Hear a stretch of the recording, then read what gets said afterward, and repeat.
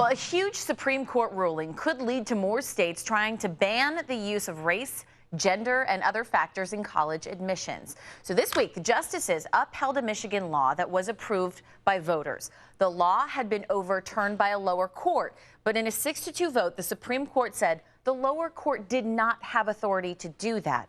Joining us to discuss is political analyst Jason Johnson. Jason, good morning to you. Good morning. You know, Justice Anthony Kennedy sided with the majority, and he actually wrote, "The case is not about how to debate about racial preferences and how they should be resolved. It's about who may resolve it," pointing out the lower court cannot overturn what Michigan voters have voted on. Doesn't he have a point here?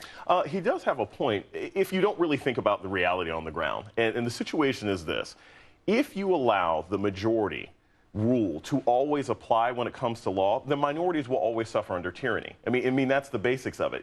If you allowed men to decide on when women were going to be allowed to vote, it wouldn't have happened. And so that's pretty much what we're looking at here. Sonia Sotomayor said this wasn't a good idea. Some of the other justices said it's not about affirmative action, it's about who gets to make this vote. I think ultimately it's going to be a real problem for the state. Speaking of Sonia Sotomayor, she actually came out in her dissent and said, "We ought not sit back and wish away, rather confront the racial inequality that exists in our society." She also points out that this is because this is a standard that is not being applied to things other than race, right? Right, exactly. And that's where it's really kind of moving the goalposts here, because this ruling, the Michigan vote said, well, you can't really use race when it comes to making determinations as to whether somebody can get into college. But they didn't say anything about gender. They didn't say anything about legacy. They didn't say anything about athletes. They didn't say anything about so many other areas. And so it seems like a sort of discriminatory law that's focused on one particular group of people who might suffer. Why not address the income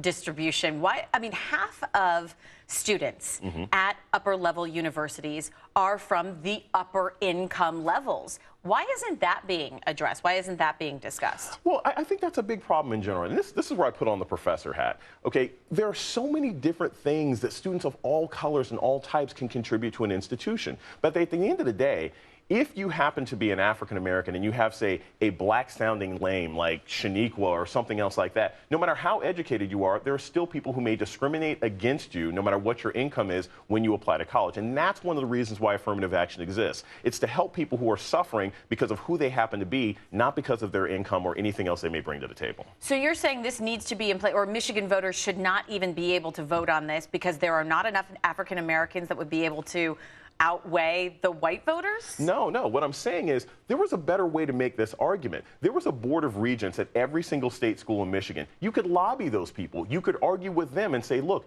you 15 board of regents, this is what we think should be, coming into consideration. And Republicans and Democrats got to nominate people for those boards. When you move it to the state level, it makes it impossible for any minority to have a voice. But when it's just a small subcommittee at every institution, I think that's much more fair. All right, Jason Johnson, they're obviously tapped into the university world. Yeah. Thanks so much. Take care. Thank you.